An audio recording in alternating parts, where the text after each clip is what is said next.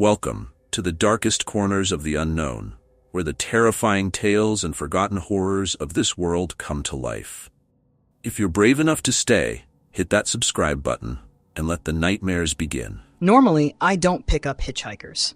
By rule, I don't think it's worth the risk, when if someone truly needs a ride, they can call an Uber or Lyft and be off in 10 minutes. However, while on a quick snack run last month, I made the mistake of breaking my rule when I approached a young woman who was walking alone in the pouring rain. At first, I fully intended to drive by, as I would have with any other person. She must have noticed me driving up because, right as I came up on her, she spun around, nearly jumped in front of my car, and frantically waved her arms for me to stop. As I screeched to a halt, she ran up to my driver's side window and started on a tangent about how her phone died and how she was still 6 miles from home. Her face was obstructed by a mask, oversized hat, and dark glasses, so I couldn't glean any semblance of sincerity from her facial expressions, but I could hear the desperation in her voice. Dumb of a decision as it was, I didn't feel right letting her walk home in the rain without a phone when she was clearly begging for help. This is on top of the fact that I didn't exactly have anywhere else to be at 1 a.m. I opened the door, and almost as soon as she entered the car, she asked for me to go straight.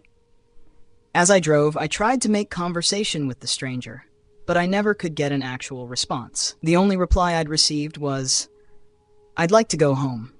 Please help me get home." Eventually, I just gave up entirely. After around 10 minutes of driving straight, I asked if I was supposed to be turning anywhere, but was met with silence. I turned towards the woman for a brief moment to repeat my question, but instead slammed on the brakes when I laid eyes on her. All the items covering her face had been removed to reveal a completely smooth surface. The only hint at some approximation of a face was the slight rise and fall of veiny skin where her mouth would have been, almost as if she was imitating breathing. Instinctually, I put the car into park and moved to run out, but before I could even touch the handle, a large hand clamped around my arm and held me in place.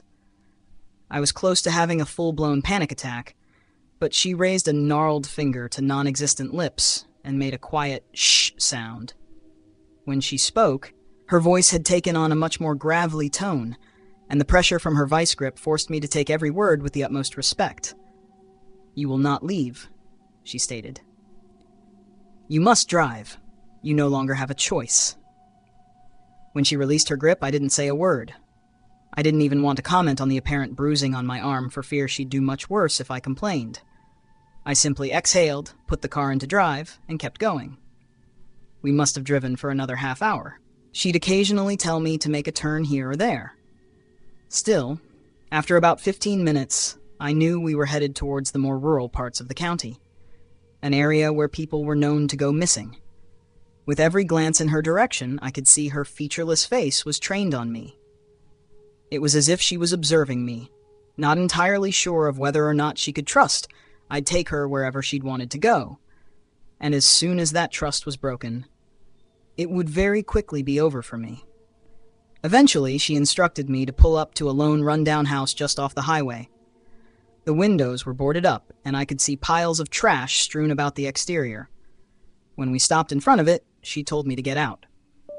An unconscious shake of my head prompted her to slam her giant fist on the dashboard, cracking the plastic. Without argument, I walked out into the cold night. She followed behind and pointed at the house. In silence, we walked into the decaying building and were immediately met with a groan. I shined my phone's flashlight forward and saw what appeared to be a homeless man writhing around on the ground in pain. He was foaming at the mouth, and his eyes were bloodshot. I gasped and took a step back onto some glass, which alerted him to our presence. He turned to me and begged for help. He begged for me to call an ambulance, or at least take a message for his kids. He began rambling about how he'd made a colossal mistake, and unfortunately he never got to finish what he was saying. The woman pounced. In the blink of an eye, she was on top of him. Her hand contorted into a claw that wrapped entirely around his face. 13 grotesquely long fingers held his head down as he struggled against her ungodly strength. He tried to fight back, but the weak man's struggles were met with even more force. The creature upon him was determined to lap up every last breath, and I swore I could hear a twisted chuckle as it watched him cling to life. The screams seemed like they went on forever, but in reality, it was quick. Maybe 30 seconds had passed, and he was gone. When she retracted from the body, a quick shine of my phone's light revealed a broken jaw, a twisted nose, and deep bruising around the neck. The woman faced away from me, and for a moment we both just stood there in that horrible place. I tried to find my voice. I wanted nothing more than the strength to tell her that all I wanted was to go home and pretend like that night was all a nightmare. But I didn't have to. Reminiscent of the way she turned to me on that dark, rainy road, she spun around and revealed not just a large smile, but a brand new face. One that greatly resembled that of the man she had just taken from this world. Her parting words to me in his voice were, "Thank you very much. Never return here." With that, she simply walked further into the decaying structure. As soon as she was out of sight, I sprinted back to my car and sped all the way home. That night I must have quadruple-checked all the locks, taped the curtains down, and left a pile of makeshift weapons by my bed. Every single dream I had for the next month consisted not just of visions of her, but of many more creatures like her. And honestly, despite it all, I still never wanted to tell anyone. I want nothing less than to be another random guy throwing a story in the sea of tall tales. I knew that anyone I told this to would roll their eyes and tell me that I'm being ridiculous or that I needed to be drug tested. I'd rather just avoid the scrutiny entirely. But just last week, a man was found dead in his home. Clearly suffocated, jaw and nose broken. No tips have led to anything significant. The police's only hint is a crappy video of some young man who was described as appearing featureless, being dropped off near the home.